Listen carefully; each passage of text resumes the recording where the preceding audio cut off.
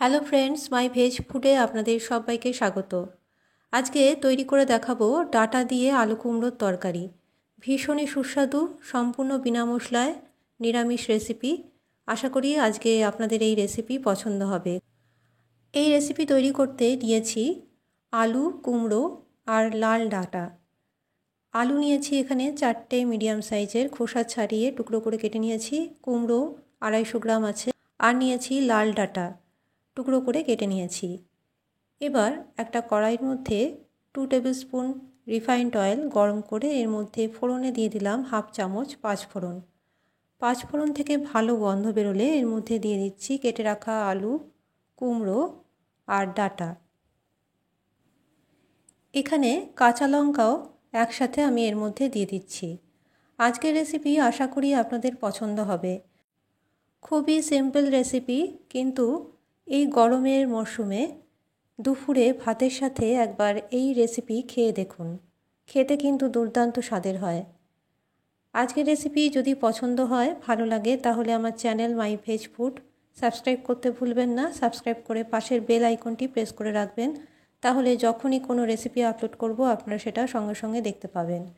আমার রেসিপিগুলো ভালো লাগলে অবশ্যই চ্যানেলটি সাবস্ক্রাইব করতে ভুলবেন না।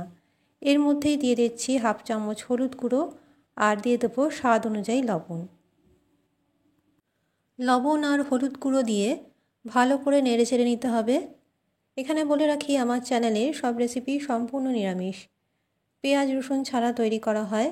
তাই নিরামিষ দিনে বা যে কোনো দিন নিরামিষের এই রেসিপি তৈরি করে খেতে পারেন। কিছুক্ষণ নেড়ে চেড়ে একটা ঢাকা দিয়ে ঢেকে রাখছি 5 মিনিটের জন্য। এই সময় গ্যাসের ফ্লেম লো টু মিডিয়ামে আছে। 5 মিনিট পর দেখুন ঢাকাটা সরালাম, আর এর থেকে কিন্তু জল বেরোবে। এখানে কিন্তু কোনো রকম জল আমি এখনও দিইনি, কিন্তু সবজির থেকে কিন্তু জল বেরোবে। দেখুন কতটা জল বেরিয়েছে। আবারও নেড়ে চেড়ে ঢাকা দিয়ে রাখবো প্রায় 5 মিনিটের মতো। 5 মিনিট পর ঢাকাটা সরাচ্ছি। সবজি কিন্তু একদম কষে গেছে, আর কষানোর পরে এর মধ্যে দিয়ে দিতে হবে জল। এখানে পরিমাণ মতো জল দিতে হবে, প্রায় 1 থেকে 1.5 গ্লাস জল আমি দিচ্ছি। এখানে ডাঁটা নিয়েছি, লাল শাকের ডাঁটা। যারা ডাঁটা দিয়ে তরকারি খেতে পছন্দ করেন, আজকের রেসিপি কিন্তু এইভাবে তৈরি করে দেখতে পারেন। ভীষণ খেতে ভালো হয়। দেখুন কষাতে গিয়ে কিন্তু আলু কুমড়ো প্রায় 80% মতো সেদ্ধ হয়ে গেছে। এবার এর মধ্যে জল দিয়ে দিলাম।